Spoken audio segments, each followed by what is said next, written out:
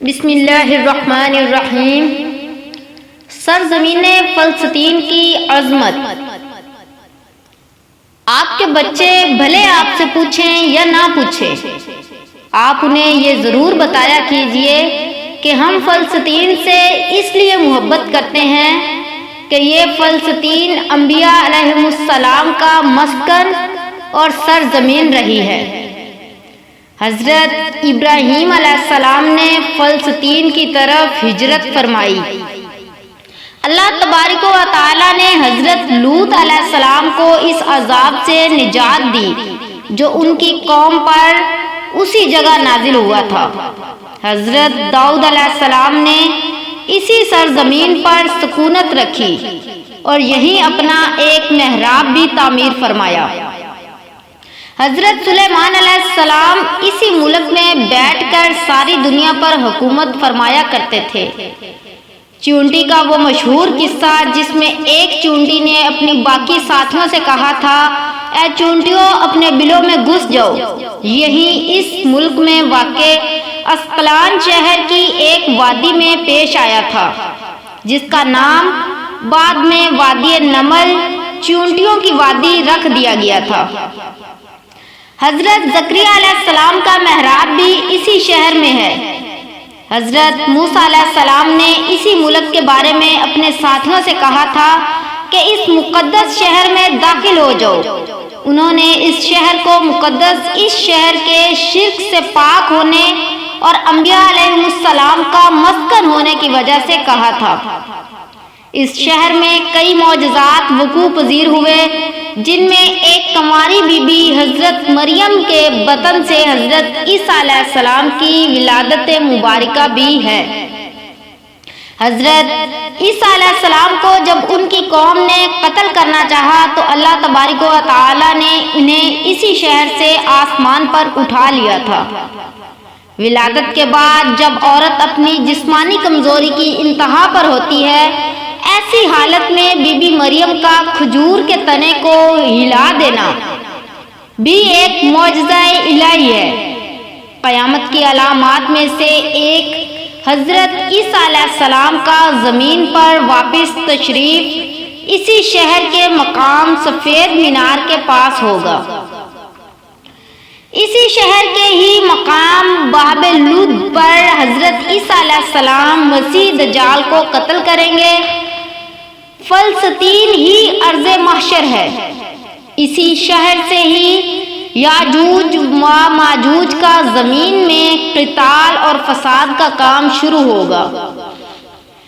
اس شہر میں وقوع پذیر ہونے والے قصوں میں سے ایک قصہ طالوت اور جالوت کا بھی ہے۔ فلسطین کو نماز کی فرضیت کے بعد مسلمانوں کا قبلہ اول ہونے کا اعزاز بھی حاصل ہے۔ ہجرت کے بعد حضرت جبرائیل علیہ السلام دوران نماز ہی حکم ربی سے آقا علیہ السلام کو مسجد اقصی فلسطین سے بیت اللہ کعبہ مشرفہ مکہ مکرمہ کی طرف رخ کرا گئے تھے۔ جس مسجد میں یہ واقعہ پیش آیا وہ مسجد آج بھی مسجد قبلتین کہلاتی ہے۔ حضور اکرم صلی اللہ علیہ وآلہ وسلم معراج کی رات آسمان پر لے جانے سے پہلے مکہ مکرمہ سے یہاں بیت المقدس فلسطین لائے گئے۔ سرکار دو عالم صلی اللہ علیہ وآلہ وسلم کی ابتدا میں انبیاء علیہم السلام نے یہاں نماز ادا فرمائی۔ اس طرح فلسطین ایک بار پھر سارے انبیاء کا مسکن بن گیا۔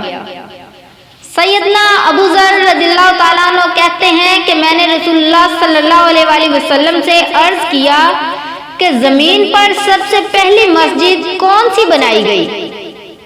تو آپ صلی اللہ علیہ وآلہ وسلم نے فرمایا کہ مسجد الحرام یعنی خانہ کعبہ۔ میں نے عرض کیا کہ پھر کون سی مسجد بنائی گئی؟ تو آپ صلی اللہ علیہ وآلہ وسلم نے فرمایا کہ مسجد الاقصی یعنی بیت المقدس۔ میں نے پھر عرض کیا کہ ان دونوں کے درمیان کتنا فاصلہ تھا؟ آپ صلی اللہ علیہ وآلہ وسلم نے فرمایا کہ 40 برس کا اور تو جہاں بھی نماز کا وقت پائے اور تو جہاں بھی نماز کا وقت پا لے وہیں نماز ادا کر لے، پس وہ مسجد ہی ہے۔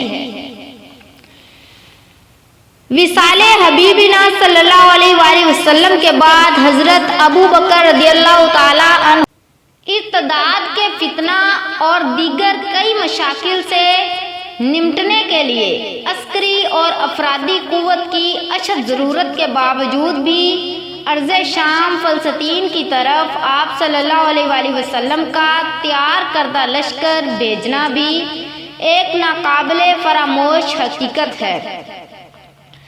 اسلام کے سنہری دور فاروقی میں دنیا بھر کی فتوحات کو چھوڑ کر محض فلسطین کی فتح کے لیے خود سیدنا عمر کا چل کر جانا اور یہاں پر جا کر نماز ادا کرنا اس شہر کی عظمت کو اجاگر کرتا ہے۔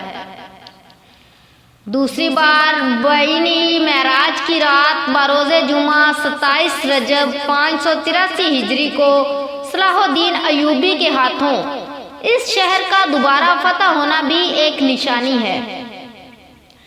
بیت المقدس کا نام قدس قرآن سے پہلے تک ہوا کرتا تھا۔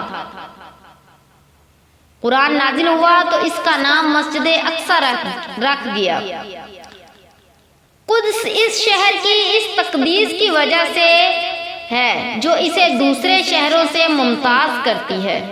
اس شہر کے حصول اور اسے رومیوں کے جبر و استبداد سے بچانے کے لیے 5000 سے زیادہ صحابہ کرام رضوان اللہ علیہم اجمعین نے جام شہادت نوش کیا اور شہادت کا باب آج تک بند نہیں ہوا، سلسلہ ابھی تک چل رہا ہے۔ یہ شہر اس طرح شہیدوں کا شہر ہے۔ مسجد اقصی اور بلاد شام کی اہمیت بالکل حرمین الشریفین جیسی ہی ہے۔ جب قرآن پاک کی یہ آیت والتین والزیتون وطور سینین وہذا البلد الامین نازل ہوئی تو ابن عباس کہتے ہیں کہ ہم نے بلاد شام کو التین انجیر سے، بلاد فلسطین کو الزیتون اور زیتون سے، اور الطور سینین کو مصر کے پہاڑ کوہ طور جس پر جا کر حضرت موسیٰ علیہ السلام اللہ پاک سے کلام کیا کرتے تھے سے استدلال کیا۔ اور قرآن پاک کی یہ آیت مبارکہ وَلَقَدْ كَتَبْنَا فِي الزَّبُورِ، اس سے یہ استدلال لیا گیا کہ امت محمد حقیقت میں اس مقدس سرزمین کی وارث ہے۔ فلسطین کی عظمت کا اندازہ اس بات سے بھی لگایا جا سکتا ہے، یہاں پر پڑھی جانے والی ہر نماز کا اجر 500 گنا بڑھا کر دیا جاتا ہے۔ سبحان اللہ۔ اللہ پاک سرزمین فلسطین پر اپنا فضل فرمائے، آمین ثم آمین۔